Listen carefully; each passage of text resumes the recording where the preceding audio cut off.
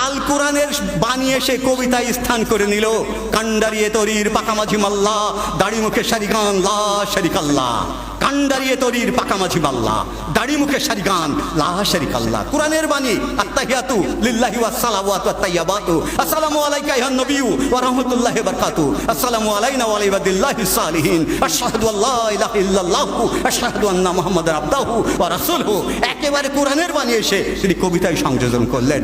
এ পর্যায়ে আমি সমাপনী বক্তব্য প্রদানের জন্য আহ্বান করছি অত্র কলেজের বাংলা বিভাগের প্রাণপ্রিয় শিক্ষক, আজকের অনুষ্ঠানের সম্মানিত সভাপতি জনাব মুন্সি আবু সাইফ স্যার।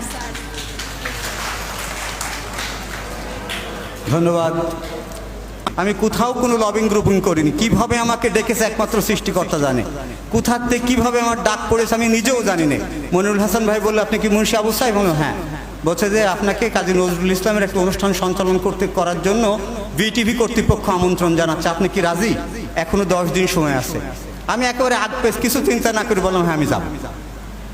সভাপতি হিসাবে শুধু ধন্যবাদ জানানো, এটাই হচ্ছে আমার কাজ। তারপরেও কাজী নজরুল ইসলাম বলেছিলেন যে যবে উৎপীড়িতের ক্রন্দন রোল আকাশে বাতাসে ধ্বনিবে না, অত্যাচারীর খড়গ কৃপান ভীম রণভূমি রণিবে না, বিদ্রোহী রণক্লান্ত আমি সেই দিন হব শান্ত। স্যার একটা কথা বলেছেন যে তোমরা আমার, তাকে বলা হয়তো, কেউ তাকে বলতে তার কবিতায় কোনো উচ্চ মার্গের দর্শন নেই। তিনি নির্দিষ্ট একটা যুগে আবির্ভূত হয়েছেন, তিনি একটা যুগের কবি। কেউ বলেন তিনি হুজুগে কবিতা লেখেন, তিনি হুজুগের কবি। আবার কেউ কেউ বলেন তিনি যুগ এবং হুজুগের কবি। কাজী নজরুল ইসলাম বললেন, পরোয়া করিবা বাঁচি না বাঁচি, যুগের হুজুগ কেটে গেলে মাথার ওপর জ্বলেছেন রবি, রয়েছে সোনার শত ছেলে, প্রার্থনা করো যারা কেড়ে খায় 33 কোটি মুখের গ্রাস, যেন লেখা হয় আমার রক্ত লেখায় তাদের সর্বনাশ, তাদের সর্বনাশ, তাদের সর্বনাশ। তাহলে যুগ হুজুগ যাই বলো না কেন মেনে নেবো, কিন্তু এক জায়গায় মানবো না।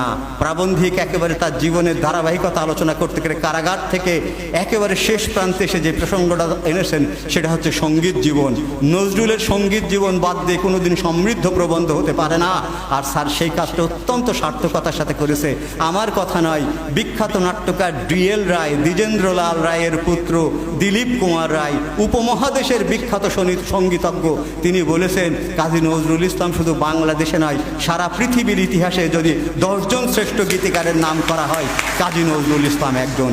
পৃথিবীর ইতিহাসে যদি শ্রেষ্ঠ 10 জন গীতিকারের নাম উল্লেখ করা হয়, তারই কাজী নজরুল ইসলাম একজন। মোর প্রিয়া হবে সোরানি, দেব খুপাই তার আর ফুল। তুমি আমার প্রিয়তম হবে, আমি তো গরিব মানুষ, আমি তো কবি, আমার তো টাকা পয়সা নেই, তোমার খুপায় আমি কি দেবো? আকাশের থেকে তারা নিয়ে ফুল করে খুপা বেঁধে দেবো। কর্ণে দুলাবো তৃতীয়া তিথির চৈতি চাঁতের দুল। চৈত মাসে 3 দিনের যে চাঁদ উঠেছে সেইটা নিয়ে এসে তোমার কানের দুল বানিয়ে দেবো। কণ্ঠে তোমার ঝুলাবো বালিকা, হংস শাড়ির দুলানো মালিকা। আকাশ থেকে যে হাঁস সারিবদ্ধভাবে চলে যাচ্ছে, সেই হাঁস ধরে নিয়ে এসে তোমার গলায় মালা বানিয়ে দেবো। বিজলি জরির ফিতায় জড়াবো মেঘ রং এলো চুল। বিজলি জরির ফিতায় জড়াবো মেঘ রং এলো চুল। আকাশে বিদ্যুৎ চমকায়, বৃষ্টি হয়ে যাওয়ার পরে ছোট ছোট ছোট ছোট বিদ্যুৎ চমকায়, ওই ফিতে নিয়ে এসে তোমার মেঘের মতো যে কালো এলো চুল আছে তাই বেঁধে দেবো। এর চেয়ে রোমান্টিকতা কি থাকতে পারে? আমরা গজল বিষয়টা নিয়ে একটু ভুল ধারণা আছে। আমরা বলি না এবার গজল পরিবেশন করবেন অমুক, আসলে গজল হামদ নাত, নাতে রসুল শানে খুদা। শানে খুদা হচ্ছে হামদ, আর নাতে রসুল রসুলকে স্মরণ করে যেটা লেখা হয়। আর গজল হচ্ছে আরবি, ফার্সি, উর্দু, হিন্দি শব্দ সমন্বয়ে যে গান রচনা করা হয় সেটাই হচ্ছে গজল। আর এই গজল 1926 সালে প্রথম রচনা করেছিলেন কাজী নজরুল ইসলাম। গুল বাগিচায় বুলবুলি তুই, গুল বাগিচায় বুলবুলি তুই, এই যে আলগা করগো খোপার বাঁধন, দিল বাই মেরা ফাস গাই, এই যে মেরা ফাস গাই, এগুলো হিন্দি শব্দ বাংলার সাথে মিলেমিশে একাকার হয়ে যাচ্ছে। তারপরে পদ্মার ঢেউরে মোর শূন্য হৃদয় পদ্ম নিয়ে যা, চোখ গেল কেন ডাকিস রে, চোখ গেল পাখি।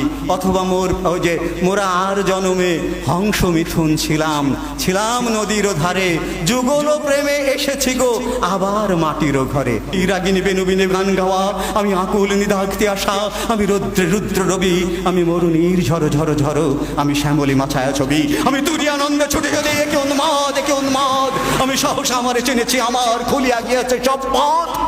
কে বলেছে কাজী নজরুল ইসলামের কবিতায় দর্শন নেই? আমি সহসা আমারে চিনেছি, আমার খুলিয়া গিয়েছে সব পথ। সক্রেটিস বললেন, know thyself, I to die, you to live, what is better only God knows. Lalon Shah বললেন, ও যার আপন খবর আপনার হয় না, একবার আপনারে চিনতে পারলে যাই আসেনারে সেনা। রবীন্দ্রনাথ ঠাকুর বললেন, yes I know this is nothing but the love, O beloved of my heart. Kazi Nazrul Islam বলেন, যুগের ধর্ম এই, পীড়ন করলে সে পীড়ন এসে পীড়া দেবে তোমাকেই, কালোর চক্র বক্র গতিতে ঘুরিতেছে অবিরত, আজ দেখি যারা কালের শীর্ষে কাল তারা পদনত। এর চেয়ে দর্শন সমৃদ্ধ কথা কি আর থাকতে পারে? আমার আপনার চেয়ে আপন যেজন, আমি খুঁজি তারে আপনার। এই যে মরমীবাদ, এই যে সুফিজম, এই যে মিস্টিসিজম, সমস্ত কিছুকে তিনি আয়ত্ত করেছিলেন। তিনি প্রেমের কবি, তিনি তারুণ্যের কবি, তিনি বিদ্রোহের কবি, তিনি বিপ্লবের কবি, তিনি অসাম্প্রদায়িক চেতনার কবি, তিনি স্বাধীনতা সংগ্রামী, তিনি বিপ্লবী।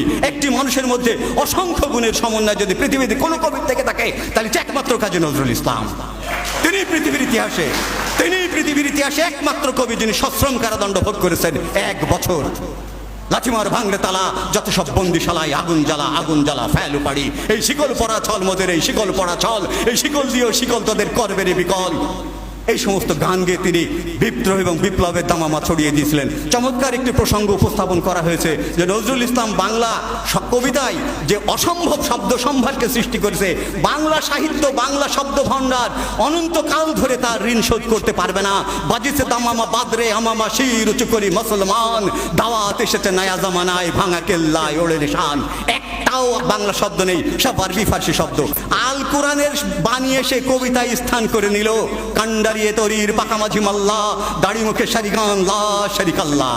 কান্ডারিয়ে তরির পাকামাঝি মাল্লা, দাড়ি মুখে সারিগান লা শারিকাল্লাহ। কোরআনের বাণী, আত্তাহিয়াতু লিল্লাহি ওয়াস সালাওয়াতু ওয়াত তাইয়্যিবাতু, আসসালামু আলাইকা আইয়ুহান নবিয়্যু ওয়া রাহমাতুল্লাহি ওয়া বারাকাতুহু, আসসালামু আলাইনা ওয়া আলা ইবাদিল্লাহিস সালিহিন, আশহাদু আল্লা ইলাহা ইল্লাল্লাহু, আশহাদু আন্না মুহাম্মাদার আবদুহু ওয়া রাসূলুহু।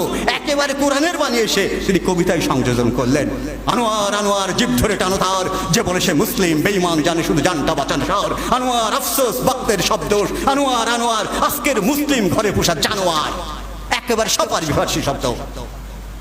এত বড় কবি পৃথিবীর ইতিহাসে জন্মগ্রহণ করতে পারে? কোথাকার শব্দ কোথায় নিয়ে এসে কিভাবে সংযোজন করলেন? আমরা গর্বিত জাতি যে এমন একটা কবিকে আমরা পেয়েছিলাম। অসাধারণ একটি প্রবন্ধ উপস্থাপন হয়েছে। প্রবন্ধটা যদি আরও কলেবর নিয়ে উপস্থাপিত হতে পারত, তাহলে আমরা আরও সমৃদ্ধ হতে পারতাম। সব কিছুই আছে, কিন্তু সবগুলো পাঠ করা সম্ভব হয়নি।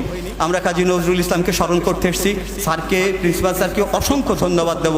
এমন একটি সময় উপযোগী, যুগ উপযোগী, সমসাময়িক প্রেক্ষাপটে কাজী নজরুল ইসলামকে উপস্থাপনের জন্য তিনি আমাদেরকে দিক নির্দেশনা দিয়েছেন। আমাকে ব্যক্তিগতভাবে একা পেয়ে 2 দিন বলেছেন, বাংলা বিভাগের সব ছাত্রছাত্রীকে কিন্তু নিয়ে আসতে হবে। অবশ্যই আমাদেরকে এই সব ধরনের অনুষ্ঠানে থাকতে হবে, কারণ আমাদের জাতিসত্তায় দুটো সত্তা, দুটো জিনিস। সবার হৃদয়ে রবীন্দ্রনাথ, চেতনাতে নজরুল। যতই আসুক বিঘ্ন বিপদ, বাধা হোক প্রতিকূল, আমরা কি তাহলে সবসময় রবীন্দ্র নজরুলকে বুকে নিয়ে পড়ে থাকবো?